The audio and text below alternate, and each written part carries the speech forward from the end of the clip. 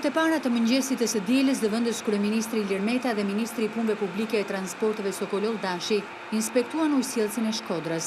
Meta Oldashi u njohën më nga afër me situatën si dhe punën që po bëhet për të mbrojtur stacionin nga përmbytjet në mënyrë që të garantohet furnizimi me ujë të pishëm për banorët. Zëvendës kryeministri Ilir Meta tha i sigurt se ujësjellsi do të vazhdojë të jetë në gjendje funksionale. Kjo fal edhe përpjekjeve të vazhdueshme të punonjësve të këtij stacioni. Ne jemi këtu bashkë me ministrin Oldashi dhe me kryetarin e Bashkisë të Luka për të falenderuar të gjithë punonjësit e ujësjellsit, punonjësit e qezit, të bashkisë, përfaqësuesit që kanë ardhur nga Ministria e Punëve Publike dhe Drejtoria e Përgjithshme e Ujësjellsave për këtë punë heroike prej 4 ditësh e 4 netësh që është bërë këtu dhe besojmë se me këtë angazhim, me këtë përkushtim dhe me gjithë mbështetjen që ne u kemi dhënë dhe do t'u japim si qeveri, padyshim që besojmë se do të arrihet që të jetë i mbrojtur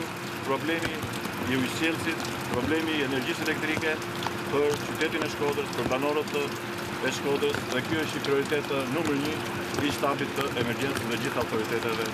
Ne po përpiqemi të kampajmë në këtë kapacitet të plot gjatë gjithë ditëve të vijim. Do të shumë që ujësjellsit mos preket nga niveli i ujit.